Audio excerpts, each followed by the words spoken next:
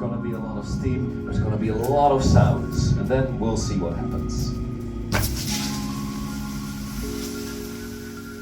My name is Tom Warmolts. I'm 31 years old. I come from the Netherlands. I have lived in Iceland for 10 years in this little town called Vik. It is a beautiful place. We have the sea, the mountains, and volcanoes. And that's what I like most about this place. Mm-hmm. And what made you become fascinated by volcanoes? I've always been. I remember as a kid I used to draw volcanoes and be fascinated with anything volcanic and the landscapes also.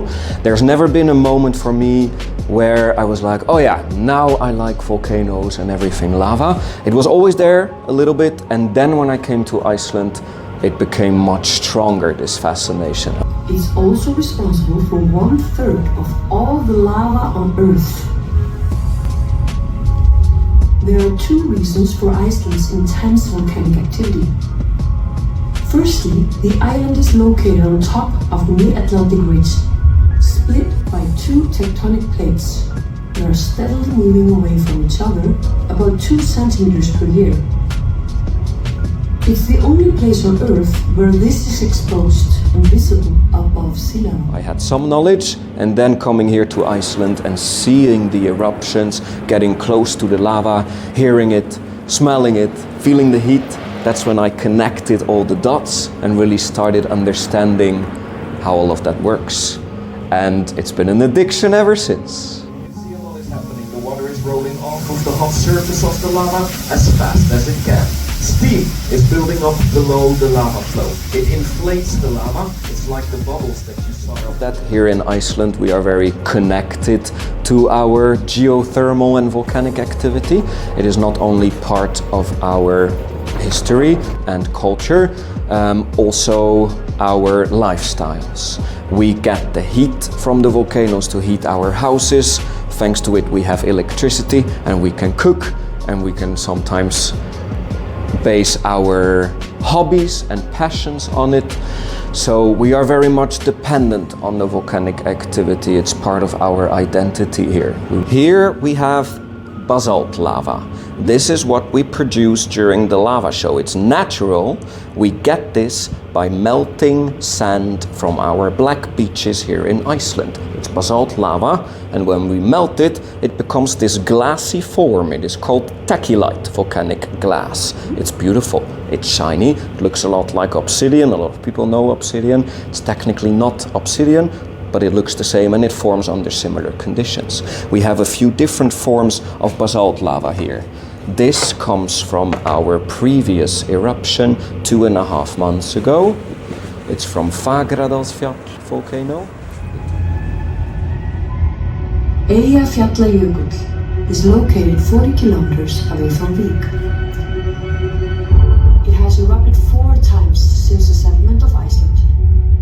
It famously erupted in 2010, bringing air traffic around the world to a halt. So the places where we live close to an active volcano, we expect a heads up, we expect a warning, and we respect the volcano, and we kind of hope she respects us in return and gives us a little warning when something will happen. So we don't live in fear. We live close to volcanoes with admiration and knowing that if something happens, we will know about it in advance and we will have enough time to go away, let the volcanoes do their thing, and then come back once it's over. Katla, located 25 kilometers north of Vik. It has erupted 20 times since the settlement, roughly 2 times every century. It last erupted in 1918, 100 years ago, and is well overdue. Katla is the volcano the geopark takes its name from, and is one of the world's most powerful volcanoes. Katla volcano is roughly twice the size of Reykjavik and is covered by Mýrdalsjökull Glacier, a 700-meter thick ice cap. The volcano may look innocent from afar, but every time Katla erupts, she needs to penetrate all that ice. This means that immense amounts of ice melt in a very short amount of time, leading to catastrophic flooding.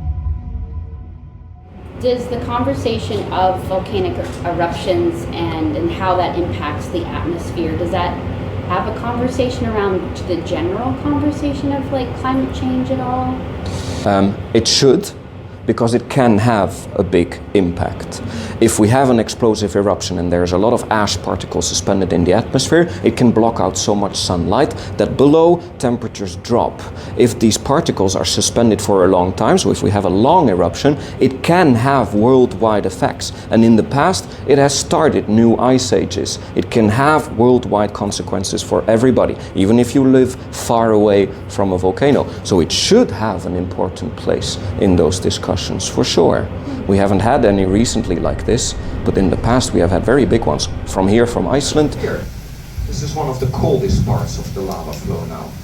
There, we still have 420 degrees Celsius, 790 Fahrenheit. If I pointed at some orange lava, where it's still hotter, for example, the bottom there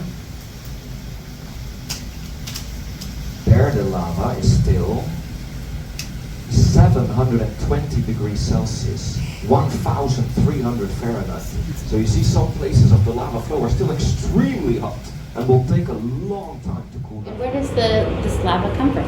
The lava comes from the beach here in Iceland. We have many hundreds of kilometers of black sand beaches, and all that black sand, it's lava that comes from a volcano. That's what we pick up, and that's what we melt inside of the furnace. Here in Iceland, we are just at the beginning of seeing the potential of volcanic activity. The volcanic activity can both be fascinating and beautiful and safe. It can also be a bit intimidating, sometimes a little bit threatening, and like other places in the world, it's very important that we humans who choose to live here and come in this place understand it and know its potential, its powers, and what it can do also to the rest of the world, not only locally. It matters to me because it's very complex. We all are connected to nature in one way or another.